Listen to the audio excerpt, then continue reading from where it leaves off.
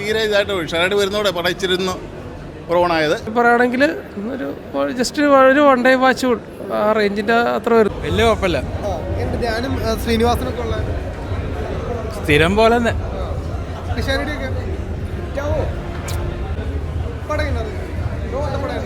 Super പടോ, super comedy, അത്യാവശ്യം കോമഡിയും കാര്യങ്ങളൊക്കെ ഉണ്ട്. അടിപൊളി പടമാണ്, നമുക്ക് എൻജോയ് ചെയ്യാൻ പറ്റുന്നുണ്ട്. പിന്നെ പക്കായിരുന്നു. പക്കയായിരുന്നു സംഭവം. എന്താ പറയുക, കുറച്ച് തമാശകൾ, പിഷാടിച്ചേണ്ട തമാശകളും ഒക്കെ കിട്ടുമായിരുന്നു. പിന്നെ തീർച്ചയായിട്ടും യൂത്തിനൊക്കെ എൻജോയ് ചെയ്യണം. അതിനുള്ള സംഗതികളെല്ലാം ഇട്ടിട്ടുണ്ട്. ഒരു സംഭവമാണ്.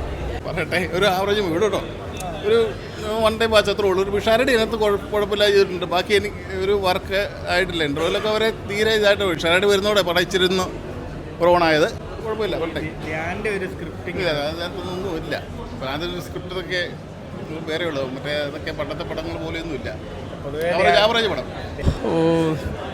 എന്താ പറയുക, ഹിന്ദി വായിൽ വരുന്നു. ധ്യാനം ഭയങ്കര ഭാഗ്യം കേട്ടോ. കണ്ടിരിക്കാം.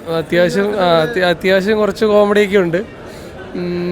പിന്നെ പിഷാരടി, അജു വർഗീസിനൊക്കെ ഒരു കോംബോ സീൻസൊക്കെ കൊള്ളാം. ധ്യാനാണ് സെൻട്രൽ ക്യാരക്ടർ ചെയ്യണത്. ടോട്ടലി പറയുകയാണെങ്കിൽ ജസ്റ്റ് ഒരു വൺ ഡേ വാച്ച് ആ റേഞ്ചിൻ്റെ അത്ര വരുന്നുള്ളൂ. അവിടെ ഇവിടെയൊക്കെയായിട്ട് ചിരിക്കാനുള്ള സാധനമുണ്ട്, അത്രേ ഉള്ളൂ. ഒരു ആപ്പ് കൈസ കൊള്ളാം എന്നൊക്കെ പറയാം.